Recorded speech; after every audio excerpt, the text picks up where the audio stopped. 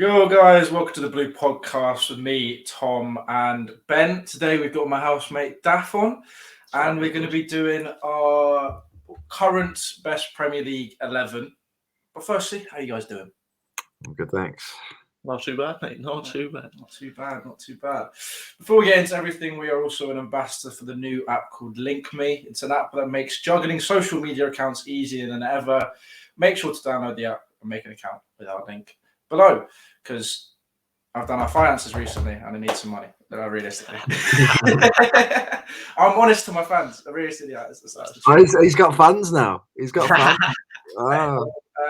I think we've averaged at least 30 views a video recently. I'm hitting over 50, so I mean, it's not terrible. But there's not a lot of football happening right now. I was trying to think of the semi-final yesterday of the Egypt Cameroon. We watched. I watched the extra time and penalty shootout. Yeah, the penalties. It was the penalties were awful. The last penalty, he strolled up like he didn't care, like he was being all like cool and that, and just walked up and just put it in his head, and it was as well with the Pogba run up. Oh man, yeah. But it was like he wasn't even trying. Like, at least with the other ones that missed, it looked like they were trying. Like, he just looked like he just couldn't be asked. And my mate was like, is that match fixing? Like, is he even doing that? Because it was that bad. We spoke about there was something dodgy earlier in the game, but I can't remember what it was. Like, it could have been. I don't know. I could be trying. Yeah, but it was that bad. It looks like it could be match fixing. But it's probably him just being absolutely trash. But it was awful. Luckily, he's not English as well. Yes. Yeah. He really got a little bit of stick. Yeah. But yeah, so obviously Egypt versus Cameroon. Senegal. Oh, in the final. Mane versus Salah. I think Senegal should win. Yeah, Senegal have got the better team. They've actually got a core of very good players, which is quite rare for an African side. If pass has anything to do with it. But I think Ghana was the last one, really, wasn't it? Yeah, Egypt have a sort of a way of playing. From what I've seen, they have a way of playing, and they will try and frustrate, and they will try and sort of stop Senegal from playing. And if they can do that and nick a goal or get it to extra time or get it to pens, they were good at pens. They were very good at pens. So I mean, on paper, Senegal should win, but Egypt, if Egypt can get their game plan to work, then they've got a chance. And when you got Salah in your team, you've always got a chance. But yeah. Well, on Salah, to be fair, I thought, and also the commentators mentioned that Cameroon's game plan to keep Salah out of the game did work. So if Senegal can implement that as well, then yeah. That can help them out. I think it's something when I was watching the extra time. I mean, it was probably in part because they were tired and it was extra time and stuff like that. But I sort of thought the AFCON sort of football is quite bitty, quite in moments. There's not really much in terms of patterns. No, there's no rhythm, is there? There's no patterns of play. There's no sort of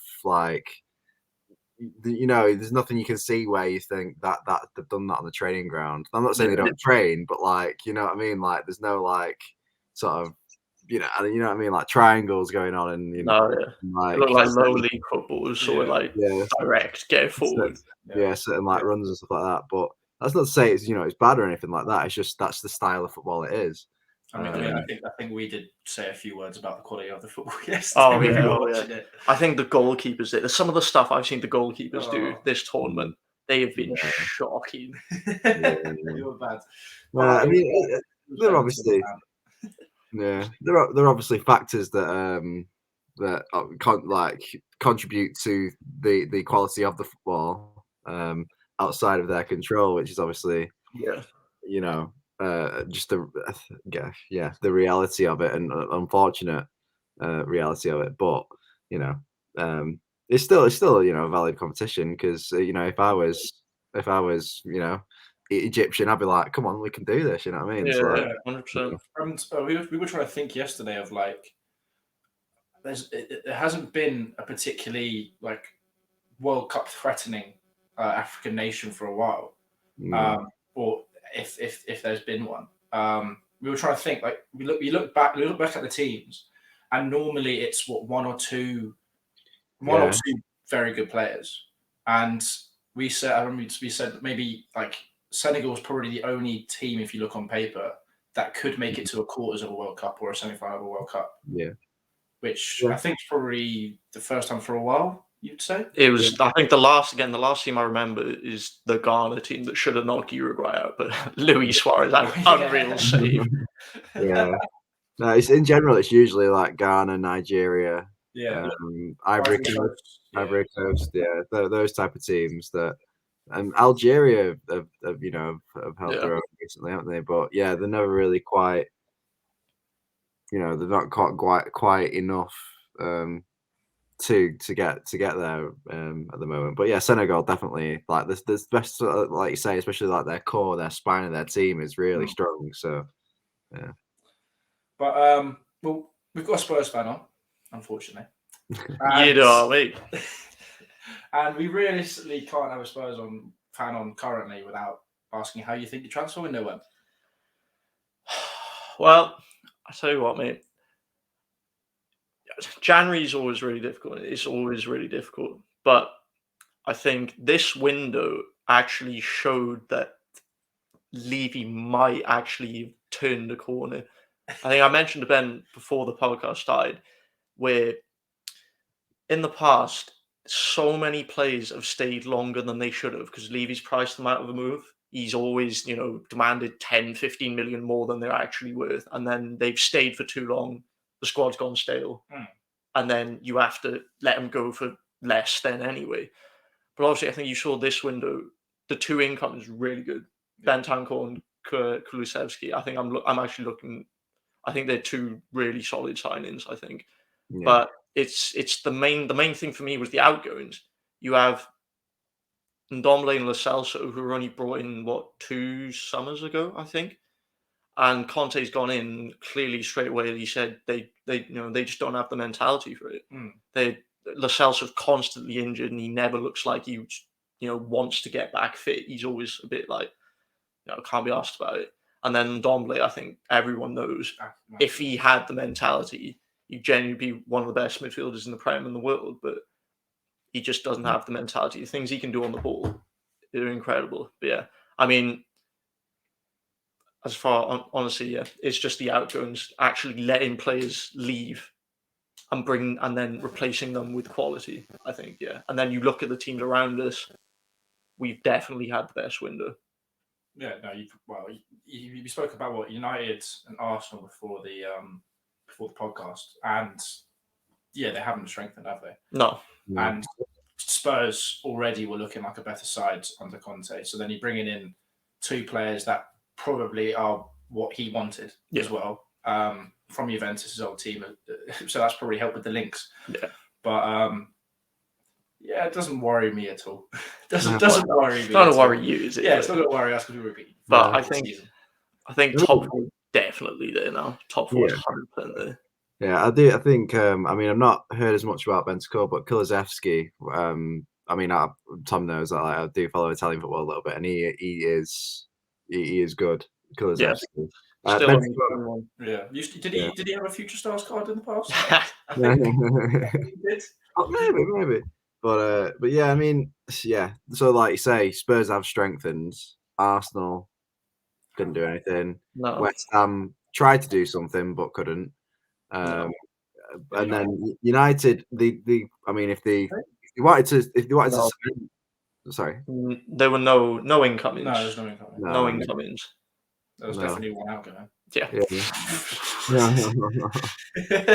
Yeah. We'll say that just as a little hint for the Purple Show on Sunday. Yeah. United, if they wanted to, they could have strengthened in the holding midfield position.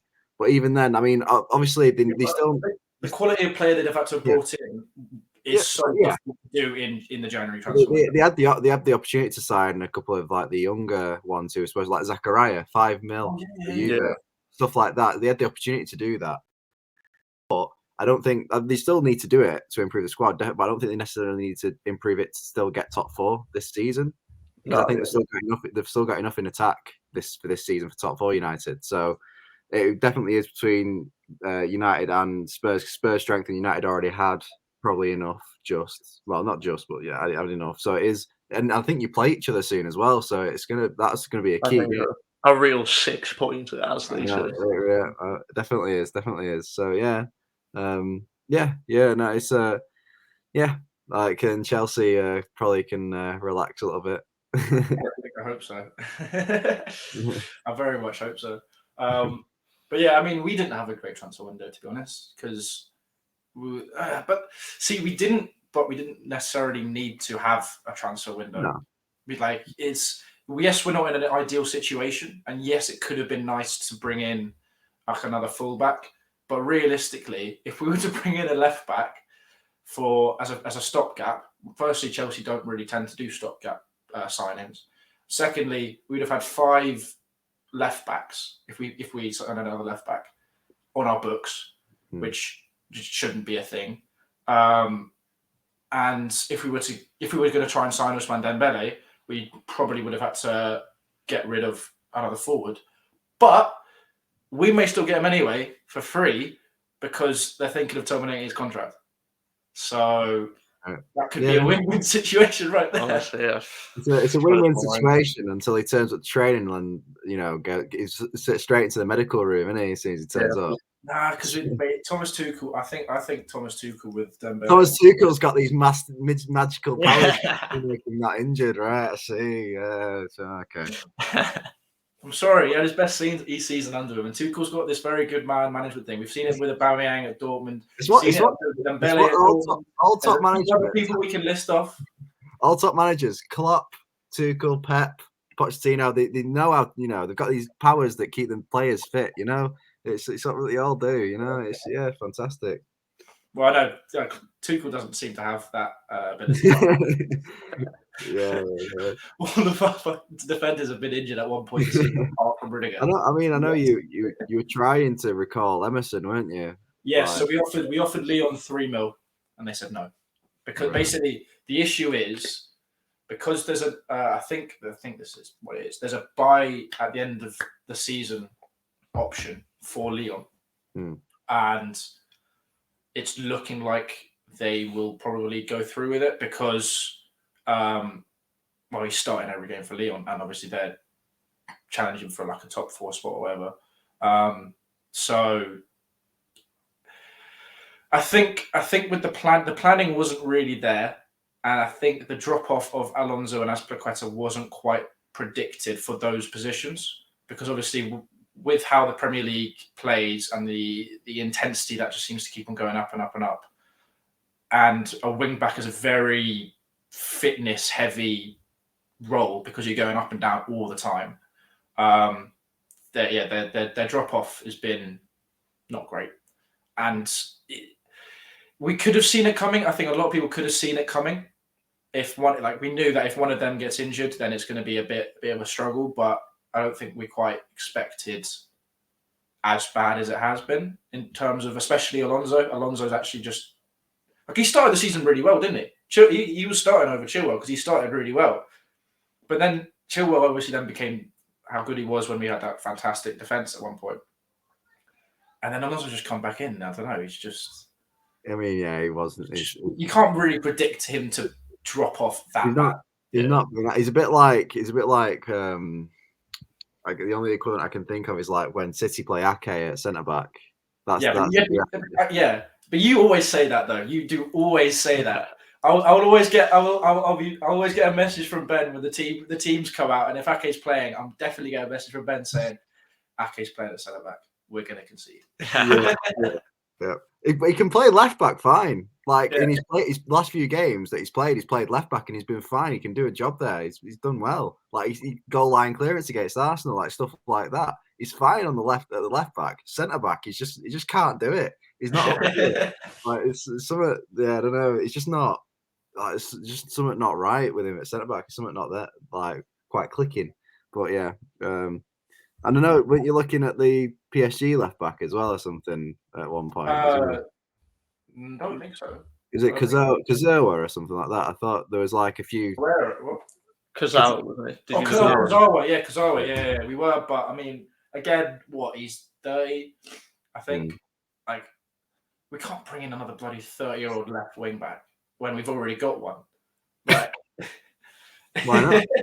Why not? Because it would suck. I mean, I would have quite liked to have got Dest. I know he's not clearly, he's not even starting for Barcelona, which is whatever. But I would have liked to just have him as a backup, like just another backup who, like, is very young, could be improved on, and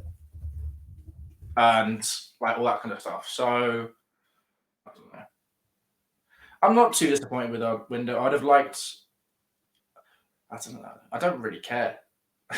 Our squad's good. Yeah, that's fair enough. Like it'd have almost, if we'd signed like Dembele or like a Digne, realistically, it would just have been to make the fans happy. It wouldn't have been the smart move, realistically. So I'm not. Yeah, that's fair enough.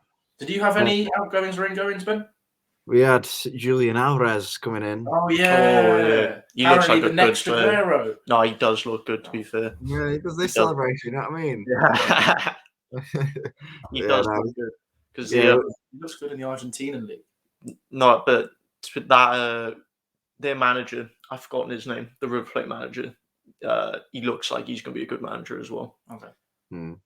Yeah, well, yeah. I'll happily eat my words if he is the next Aguero. No, he's done. Until then, I'm going to keep on slating him. He's done well in for the Argentina national team as well. But yeah, he's going back on loan to River Plate for the rest of the season. And then apparently, it's not going to affect us still going for an established striker. But I have no idea who that's going to be because we're not. Kane's not leaving Tottenham now. You know who it is. Haaland, we won't. I would take Haaland, but we're not going to deal with his agent. I don't think. Oh, he's a bellend. Yeah. I don't get. Right, I don't get why. I do get why, but like, so many big players are with this agent, right? And obviously, it's a money thing because they know this agent's going to get the most money out of them for them. Yeah. But I don't know. I wouldn't want someone like that to represent me. No, you know what I mean. No, but I think it's probably a little bit of they'll choose to ignore it. Because I guess it's like with Jorginho as well. Like his manager, without fail, every season as the summer transfer window opens up, will say Jorginho is interested in moving to another club to try and get some like clubs interested in trying to buy it. Yeah. But it doesn't happen. No. Jorginho's come out and said a couple of times, "I'm not moving." It's literally his manager's just going, let's see if there's any more money out there. Yeah. And this is in part the reason why City won't want to deal with him because they care a lot about sort of the sort of the what do you call like the wellness of the dressing room. And something like that, even if it's not the player personally, affects that. And that's why with like Sane and Torres, when they said we want to leave, they just go, okay. Because having the players want to be there is bad for the dressing room. So it's stuff like that. But yeah, I don't know who that other striker is going to be. Maybe there's like that Darwin Núñez at Benfica, but he's a young player as well. So he's not established. And then there's Vlahovic, who's gone to Juve now. So that's a great signing, that is. He looks like he can be very. I mean, he already is good, but he looks like he can be very, very good striker. I looked up his age, and he's younger than me. Yeah, younger than us, and he's like I thought he was like mid-20s or something like that, but he's 21. Yeah, born in 2000. Yeah, he's 21. He's built how he is. He's massive. Yeah, huge. Yeah, no, he's born in 2000. He's born this century. He was born like what? He's horrible. He's massive. So was I. No way. I was born this century. I mean, yeah, you're older than Ben. Ben's older than me. Yeah, this guy's an old boy. You see him in the gym. You can hear everything creak. Oh, yeah, honestly. Creaking. Creaking. Born in the... I saw on TikTok, people are saying now, people that my age, they were born in the 1900s. Like, shut up. I was born in 1999, like not in like 1900. 100. Like, shut up. Back in my day, no. Fuck no. Shall we? We've had a good bit of natter for the first 20 minutes. Should we do our teams? Yeah. Yes. I think Julian Alvarez might have to be in there. Next Aguero in that. Yeah. If he's in there, all of us keeps in mind. All right. So we'll go from we've done this before. This is the second current best Premier League 11, but obviously we're doing it for this season, not the season when we did it. I don't know when that was. But 4-3-3 as the standard. Are we going for a holding? I've gone for a holding. Okay, we'll go for a holding with two slightly further forward. We'll start with Ben, and then we'll go to Daff, and then we'll go to me, and we'll just say them, and then obviously we'll, debate. Well, no, we change up who goes first each time. I'll go first. Yeah, you go first, and then Yeah, then Daff, then we'll just go around. Yeah. Start with goalkeeper. Yeah. I mean, obviously, for this season, it's going to be Edison for me. City fan, obviously, but I think in terms of, I think even you said, Tom, that Mendy has not been quite at it as recently. So yeah, for me, Edison. I'm not like Mendy's a fantastic goalkeeper, still playing well, but just not been quite at the same level. He's just unfortunately had like the odd game after when the proper winter break started. He just had the odd game where unfortunately he just wasn't himself. Yeah. He cost you 3 points away at West Ham, didn't he? Or was it at home? No, it was against West Ham. That was not his fault. I don't know. There was no way that was his fault. He gave away the pen, didn't he? From that pass back, and then he could have saved that Masuaku deflection. Yeah. The Masuaku one, could go either way, but the penalty, yeah. I blame Jorginho, to be honest. He did it against United, and then he passed out. That one against United was awful. Yeah, that was horrendous. But anyway, yeah. So you got Edison. Daff's gone. I have gone for Sarr this season. Oh, he has been very good. He's been very good. I'm going to be biased as well. I thought I could have put Lloris in. I feel as if nobody outside of Spurs actually rates Lloris, but you are correct. Yeah, but I think he should though, because if you actually compare his goalkeeping stats this season to Mendy, they're almost identical. I think the only difference is Lloris actually hasn't made any mistakes at all, literally none, no mistakes, and usually historically loved a big game clanger, didn't he? Yeah, For a while he hasn't done it. But I think I've gone for Sarr. I think he's got the highest save percentage this season, and he's been. It's a good shout. It's a good shout. I've gone for Edison as well. I mean, he's got the most clean sheets in the league comfortably now, and I mean, if you're saying doesn't make a mistake like with Lloris, Edison hasn't made a mistake. No. He's got an assist again this season, has he? Has he? I don't know. Sarr's got an assist. Sarr's got an assist. But yeah. I rate Sarr. Sarr's a good shout. I personally haven't quite seen enough of him yet. I don't know. I know he's got a really high save percentage because on fantasy he's picked a lot, but for me it's Edison. He's a really good shout. But will you allow us to overall go with Edison as it's 2 votes for 1? I mean, we'll have to. The only thing I would say about Edison is that obviously he's got clean sheets, but that's just the in front of him, but it doesn't. If you had who's the Leeds keeper? Oh, Meslier. He's been awful this season. If you had him in that City team, I don't think there's anyone near the same clean sheets. No, probably not. Yeah, and also the way that City play is out from the back, and he's just. That's the thing. That's what I've always thought with Edson is that, in terms of being an actual goalkeeper, he's very good, but there's people better than him. But there's just no one in the world that comes close to him with the ball at his feet. He's just unbelievable. Yeah. I mean, I think like you were saying on Lloris, I think that what you were saying about him is exactly right. The perception of everyone else is that he's a good, he's a good goalkeeper, but he's always got that clang, that one. Like he did it in the World Cup final, didn't he? Yeah, he did. Like I said, honestly, since around about that time, he had genuinely. Right. It was after he broke his arm against Brighton. Do you remember that when his arm like went backwards Yeah. and he was out for a while? Since then, honestly, I don't think he's made a mistake. He's been incredible, but like Spurs players just aren't rated. So Wow. No, Spurs players are rated. Yeah. Son's a cracking player. Oh, yes, Kane, of course. Kane's goal scorer. Oliver Skip. I believe. Moving swiftly on from that sentence. Uh, We'll go to right back. Daffy, you first. I think this is only going to be one. It's got to be Trent. I've gone Trent. yeah. Yeah. I mean, Tom's saying that with a lot of pain because it would have been Reece Yeah. James if he wasn't injured. I did. Yeah. I may have written down Reece James, then deleted it. Yeah, See, the issue is like it's a shame for Reece James because he was possibly having a better season than Trent until he got injured. Yeah. But then, I don't know. I'd say until Chilwell got injured. Chilwell getting injured has then meant like he played left wing back at one point for like a game or two. It completely messed up the whole team. The whole team's like mentally just went. So until that, I'd say possibly until the Chilwell injury or even 2 games afterwards, he was having a better season than Trent. But whole season now, Trent, clear. Unfortunately, doesn't mean he's a better player. Doesn't mean he's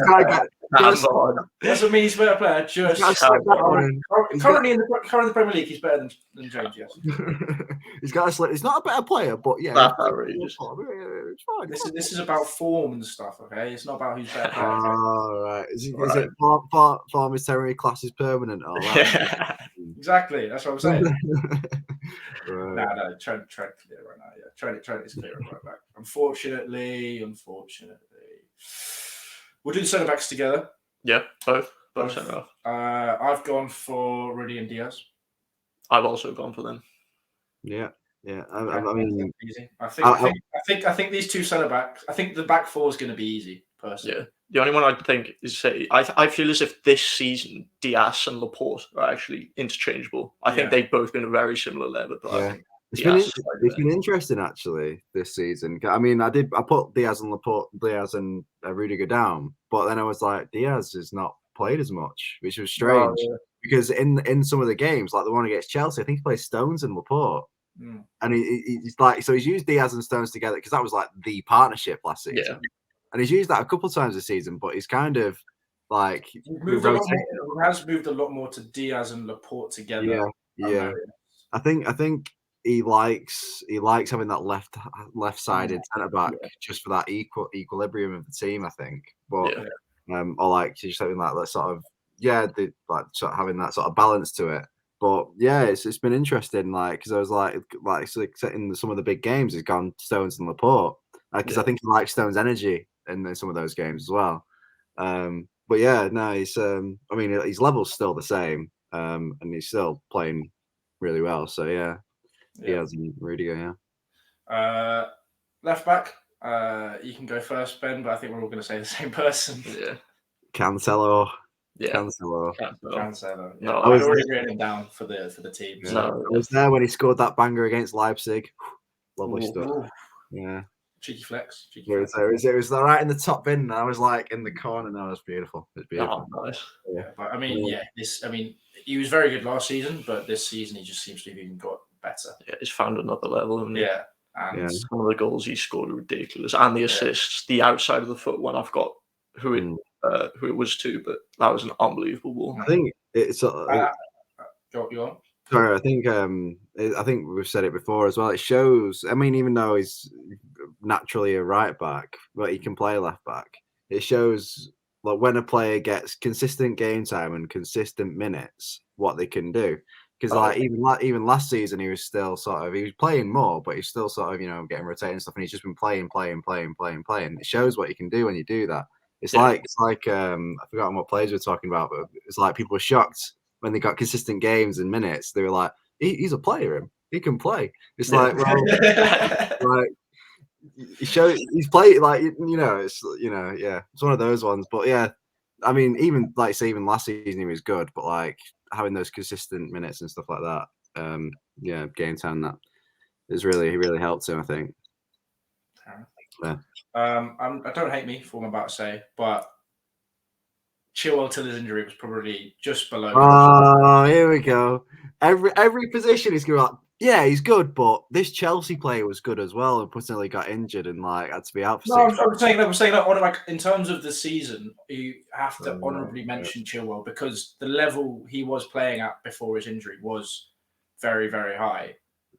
I have to mention Robertson as well, especially recently. And Robertson as well. Yeah, Yeah, definitely yeah. honourable mention for Robertson because I mean I think I was looking at the stats before this, and he's on 8 assists. It's last. I think he started the season a little bit slow, like a little bit iffy. But I think the last 2 or 3 weeks when there has been Prem football, he's got more assists than Cancelo. He's had a goal involvement. I think almost every game in the last few he's played. Yeah, he's been really good. But yeah, I still think Cancelo.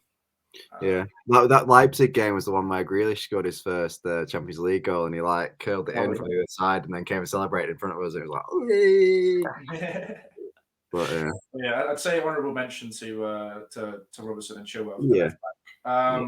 Any honourable mentions for the centre backs? I guess you said Laporte. Yeah, I mean, Van Dijk obviously is in the conversation, but he's not been same level. If Stones had played more, he would have been. But he's like, because when he's played well. He's played really well, Stones, but he's just not played as much. So yeah. And then I think Thiago Silva as well. I We was have to gonna honourably say, mention. He's been fantastic for us this season. Is that another Chelsea player by any chance? Yeah, you were about to mention it. He has been. But again, he hasn't played too much, but that's his age. He can't help that. Yeah. That's fair. Cool. Moving on, we'll do the holding midfielder. It's Daft's turn to start. I've gone for Rodri. I was torn between Rodri and Fabinho.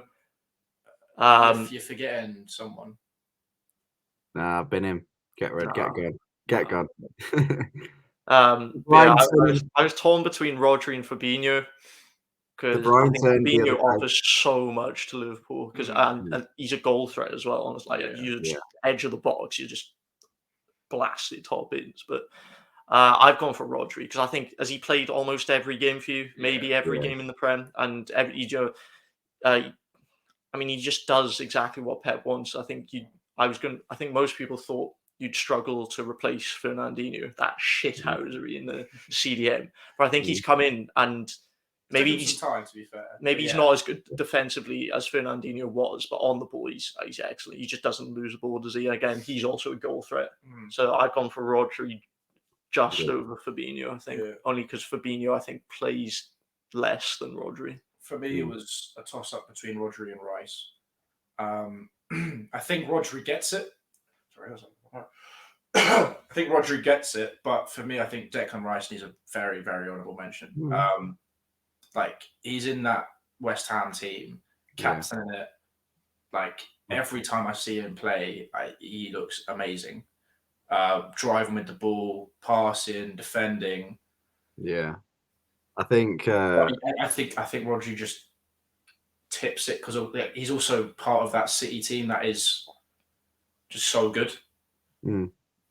But then, see, the question in my head is if you put Rice into that City team, how good would Rice be? Personally, I would be very. I don't know. If you put Rice into that City team and took out Rodri, I think give it a year, it'd be a better team. But yeah, I guess Rodri for that. Yeah, I think we all know who he's going to go. Yeah, well, I was going to say we've spoken about this already. We've spoken about Rodri already, saying that when he first came, I was like, he's not at it. He's not at it. And he didn't have that, like you say, that shithousery, that little bit of dark arts, a little tug here, little nip there, those tactical fouls. He didn't have that. And this, he started a little bit last season, but this season he's really got that. Yeah. And we need that a little bit. And stuff that he's done this season, he would never have done, like that clearance off the line against Liverpool. That was class. He would have never have done that before. And then he scored the goal away at Arsenal, didn't he? Yeah, exactly. But yeah, no, I think Rice is obviously quality and it is very he's one of the main players in that West Ham team. And he probably will be on the move in the summer. Like it's got like a United like 100 million bid like written all over. All over it. So yeah, but yeah, he wants to go home to Money Mace, really. Money Mace. Yeah, I mean Chelsea. Are Chelsea sniffing round as well, or the? I think that they will always be in the conversation with Rice because of the links. You know, he's ex-Chelsea academy. He's a Chelsea fan. Literally, him and Mason Mount are in a relationship. Like he'll always be linked. He'll always be linked. Yeah, I love watching the Yogi boys on TikTok when they pretend to be Mason Mount, Declan Rice. It's so funny. Do you reckon if United do put in a bid, Chelsea will go, hey, hang on a minute, we'll match that? I think it depends on Tchouaméni. Yeah. No, Tchouaméni. That's it. Tchouaméni. I think it depends on Tchouaméni because if I think Chelsea will go for Tchouaméni first.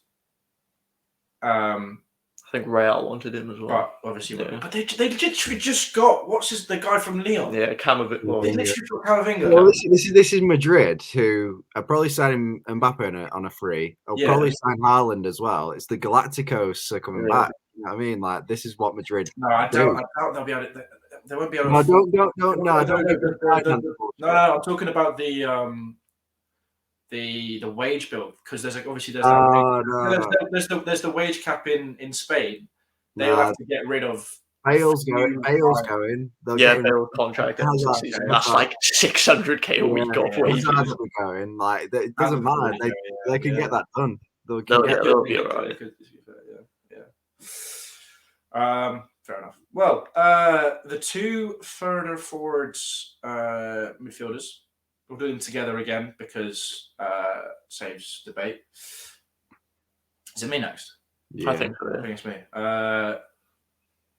Kante and Bernardo Silva. I know you're going to go Kante. I'm sorry. Kante and Bernardo Silva for me. For me, I said, you mentioned Rice as holding. I've got him further forward because I feel as if he could play there. Especially, have you put my Mason Mount down? Oh no! I'm changing. I know. As much as it pains me, because I think people overrate him, even though he's a very good player. People overrate him further. I think. Like we had this conversation earlier. Yeah, we did literally. He's a very good player, but then you speak to some people, you think he's like the second coming of Christ. Like, honestly. Yeah. But I've gone. Is that Tom you're talking about by any chance? But I've gone for Declan Rice and Mason Mount further forward. Like you've got Kante in that further forward position. Swap.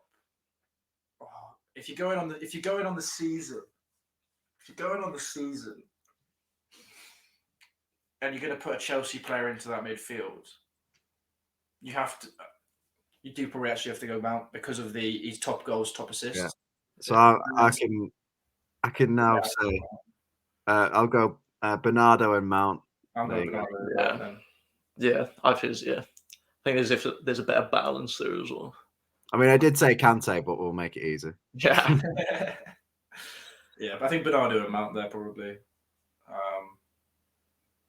I mean, that midfield three would be stupid. That's ridiculous, honestly. Yeah. It's funny how De Bruyne's not made it in again. I mean, but then De Bruyne, it's just De Bruyne. Start of the season wasn't there, but in this since December, maybe November, maybe a bit of November, but December, January, he's been fantastic. You can see him getting better game by game, can't you, with the comeback from fitness, because he struggled with COVID, didn't he? Each game he's played, I think he looks better each time. Like we literally had this conversation earlier. We were talking about because we were talking about our last video, and we were seeing if Daff agreed, and we were saying how the thing with De Bruyne is, well, you said this, in those gritty, like 0-0 games that City can sometimes be involved in, it'll be De Bruyne that gets that goal, gets that assist. Yeah, he's that play. Yeah, no, I mean, I think we even said it. It was like even early in the season when he wasn't playing well, and Pep was still picking him. And he was the 2-2 draw against Liverpool, and he scored the equaliser. And we're like, well, you can't not play him if he's still contributing and still still influencing games. So yeah, he's like that sort of player. Yeah. He is. Well, we need to keep on chatting whilst whilst Daft goes for a wee. Oh. How you been, Ben? I've been all right. Any news? Any interesting news for us? Any interesting news? No, actually, no. Okay. No, I'm Do afraid you not. look forward to the FA Cup this weekend? Yeah, it should be all right. Yeah. United play Middlesbrough tonight, don't they? Oh, do they? Yeah. Interesting. I mean, I mean, not hoping, but it'd be nice if there's an upset, but I don't think there will be. I doubt it will be as well. I think. I mean, it'd be great,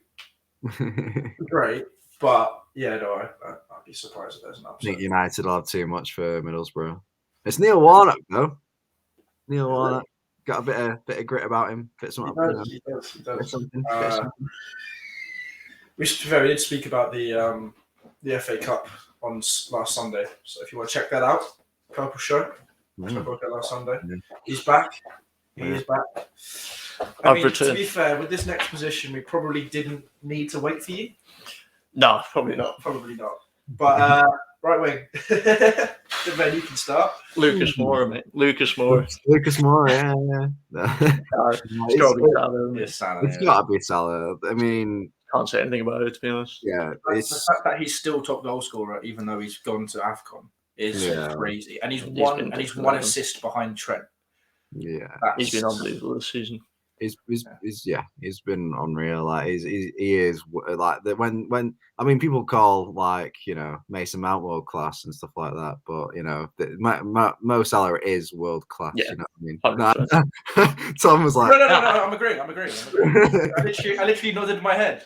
Yeah, no. I mean, Mason Mount is fantastic. Don't get me wrong, but Mo Salah is just that level. It's just Yeah. And I mean, in my opinion, he's possibly possibly joint first for best player in the world right now with Lewandowski. I'd probably put him above, just about. Sure. Yeah, it's so tight between the two. In terms of his influence on the team, Lewandowski obviously he is the guy.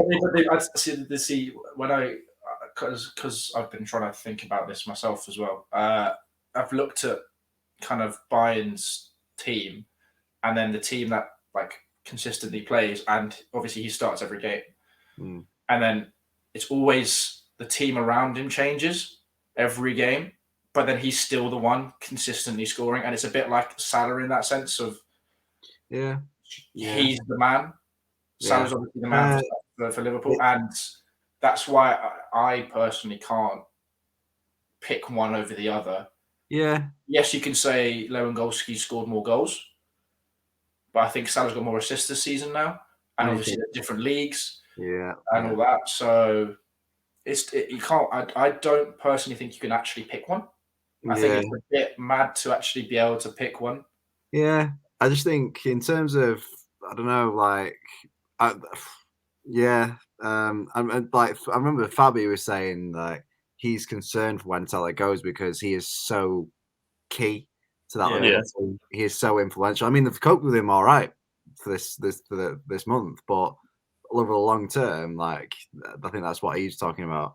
But I mean, in terms of that, I mean, obviously Liverpool's team is fantastic as well. But I was, I was playing my mate at FIFA last night. I was Man City and he was Bayern. And I was playing against him, looking at the Bayern team, and it was ridiculous all over the pitch. I was like, Jesus Christ! It was a counter-attacking masterclass from myself. And cheeky Pep would be happy with that. Pep would be living. It was the ultra defensive counter-attacking football, but it was fine. 3-0 win, lovely stuff. But I was looking, and they were tall as well. I couldn't. He kept on pushing on to me. I was trying to clip the ball, and all the plays are tall, so I couldn't win any headers. It was ridiculous. They're a good team, Bayern. But yeah, I don't know. What's that? Nothing. Nothing. But yeah, no, it's I don't know. I just think like with Bayern, like obviously he is key as well, but you can put like Muller in there, and then like you can still do a similar job, not a similar job, but like you can still do a job, and they will still tear it up. Whereas Liverpool, they're doing all right at the moment, but like Salah is like, he's a fire. I'd say the same thing about. I don't know. I'd say the same. It's obviously the caliber of player that they can bring in. I mean, I guess you could say it is much better. Yeah. Agreed. But I still think if you take Lewandowski out of that team, then it's I guess you can just put Jota in for Salah or something like that, and it's like you can do a job as well. But I don't know. That's what I mean. Maybe it's like a bit of Prem bias or something like that. I don't know. But yeah, I don't know. Yeah. Well, moving on to the centre forward striker. I've gone for Jota. Yeah. I thought you were gonna go. I've gone for Lukaku. Like, God, no. Yeah, no. If I went for Lukaku, then he could go for Kane. I can't go for Kane.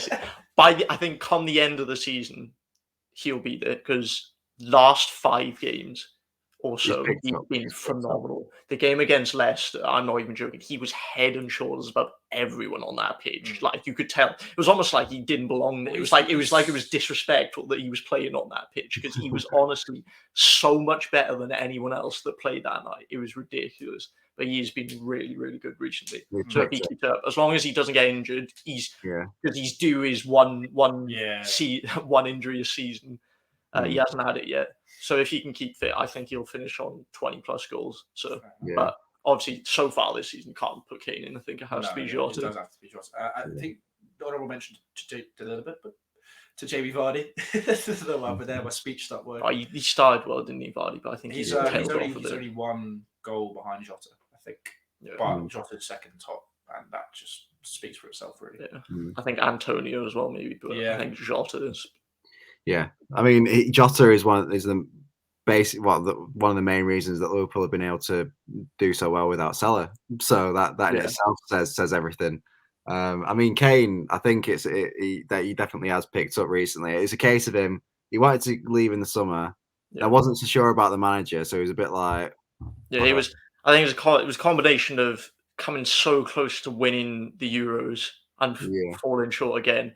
And then you come in, you think you're going to City, and then you come back and you see Nuno. Like, no player is going to be happy with that, are they? But since Conte's come in, like, the mentality has switched, and he's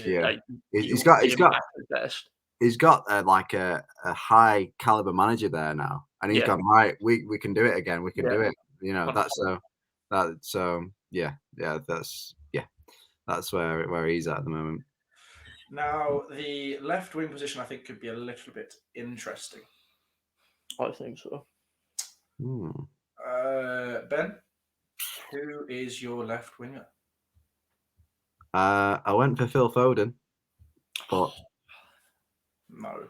Come on. I think there's going to be bias for all of us here. I've gone for Son. I think you could go for Mane, but I've gone for Son. So say yours and I'll say mine. Son. I've gone for Dennis or Bowen.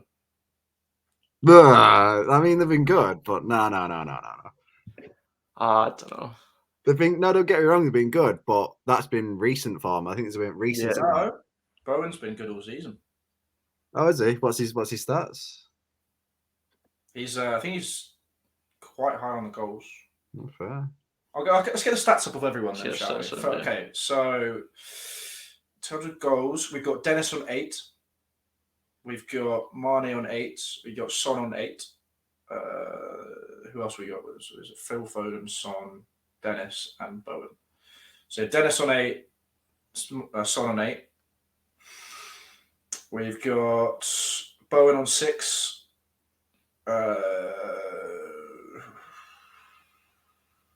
Why has Reece James got Southampton next to his name? I think it's James Ward-Prowse. I think it's James Ward-Prowse, actually. It's just James. Phil Foden's on 5 goals, so he's got the least. Currently drawing on the stats wise, it's Son and Dennis. And then we go to assists. Dennis is on 5 assists. I'm gonna have to scroll quite far down for the rest of them. Bloody hell! Foden's on 3 assists. Bowen's on Bowen's 7. on 3 assists. I mean, Bowen's not even on it, is he? Bowen's at the top. He's on 7. Yeah, Bowen's on 7. So really, both my picks are best on stats. It's not all about stats. So come on. I know, but it's a big factor. It is a big factor. It's a big factor, but Current best Premier League 11 in terms of like on form and all that. They both have to have a mention. Yeah. You can't dismiss them.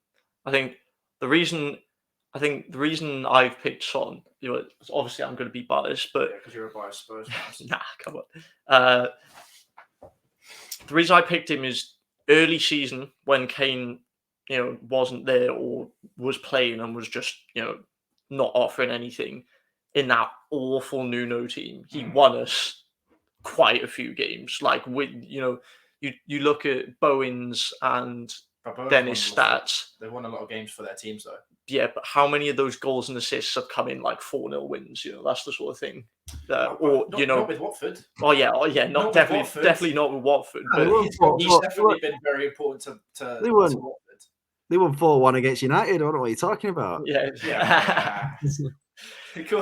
True. But generally, like most of their wins will not have been comfortable wins. No, yeah. Or like from his goals. But I mean, also, I'd be tempted not to put him in because I had him in my fantasy team and he got sent off and it's a game week. I think we're obviously being biased like that. I think we're forgetting someone here. Who? Rafinha. Oh, but he's a right winger. Yeah, we can't. You can do that. You can do that in an 11 like this. It's fine. Oh, right. I mean, it's fine. Yeah, but he's a right winger. You can't. We're talking about Pep style football. There's no constraints to position. All right. Well, we've got to make a decision. Do we do the usual phone a friend? Phone a friend. I mean, is it between Dennis and Bowen? Is that what we're saying? No. It's between Dennis, Bowen, and Son, realistically. Because no offense, but Phil Foden's not in that conversation right now. He's played well this season. He's played well. No, don't get me wrong. He's played well, but I don't think he's played better than those 3 players. No. Out of those 3, I'm leaning towards Dennis, but I only just. All right. But yeah, fun friend. Yeah. Keep on chatting whilst I do it. I mean, this is a podcast.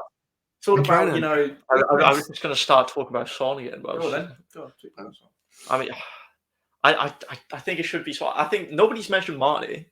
I know, but I think he's been decent, but I don't think he's been better than those 3. That's what I mean. Yeah. But for Son, I just think for Son, he carried an awful Spurs team at the start of the season under Nuno. Like a very bad team. Yeah. And he could end up being those games that he won us could get us top 4. Could do, yeah. And I think he still has just been very good this season. So that's why I've gone for good old Sonny.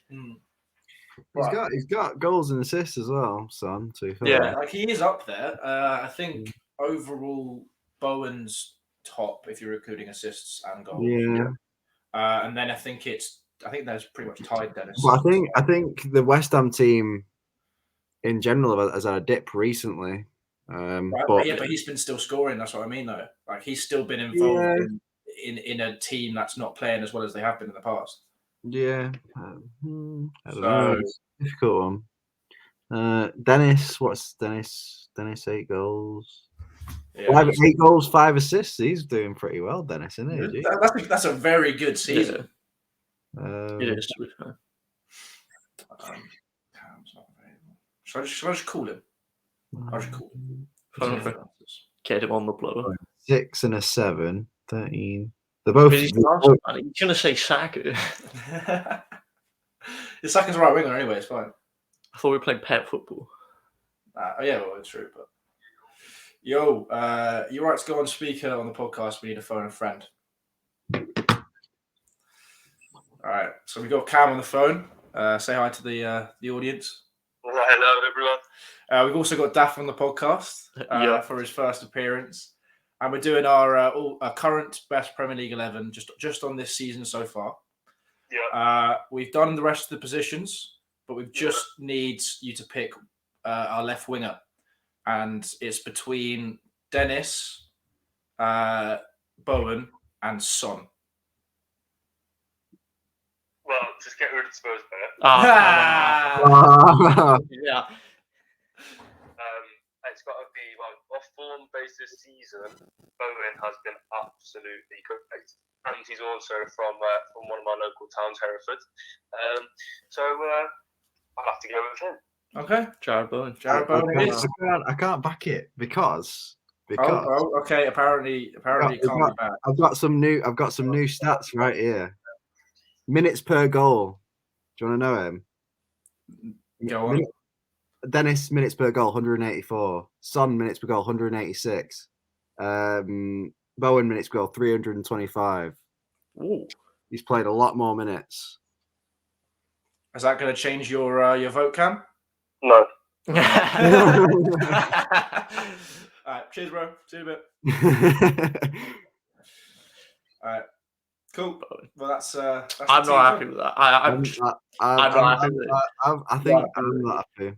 Yeah, I don't know. You know what? So you don't think Bowen's a good pick? Oh, I do. I'm just gonna. Yeah, you're just gonna die on Dynamo with Son. Yeah, I'm just not happy. Okay. Well, yeah. I think there's I don't know. Well, we don't want to break 1 hour, boys. So I think that's it's too can't close. debate it anymore. We don't want to break the hour mark. So Bowen it has to be because we can't debate it too much. It's too close to call that one. I think too close. Yeah, it's so close. It's so close. It is very close. I did notice that Ben was like you were clearly going through the stats of each of them whilst we were chatting. All right. Well. Here is the Blue Podcast's current best Premier League 11. In goal, Edison. At right back, Trent. In the centre backs, we got Rudiger and Diaz. Left back, Cancelo. In holding, we got Rodri. In front of him are Bernardo Silva and Mounts, with a front three of Salah, Jota, and Bowen, playing a Pep Guardiola flowing, incredible football. Not happy. That's a shame. Well, thank you very much, guys, for watching. Do let us know in the comments if you agree or disagree with any of our picks. I'm sure I'm going to see Daff in there the instant this comes out. Yeah. Make sure you like the video if you're new. If you like the video, if you liked it, subscribe if you're new around here. Check out LinkMe in the link down below, please. That would be very helpful. And our merch, because obviously we got our very nice new designer stuff that we put out there recently, which again I need paid back, so buy our stuff from the merch. Have I forgotten anything? Oh no. Socials at the Blue Podcast 1 on Twitter and Instagram, at the Blue Podcast on TikTok, and we've got that new channel coming soon, and that's about it. Thank you very much for watching, and me and Ben will be seeing you on Sunday for another pod.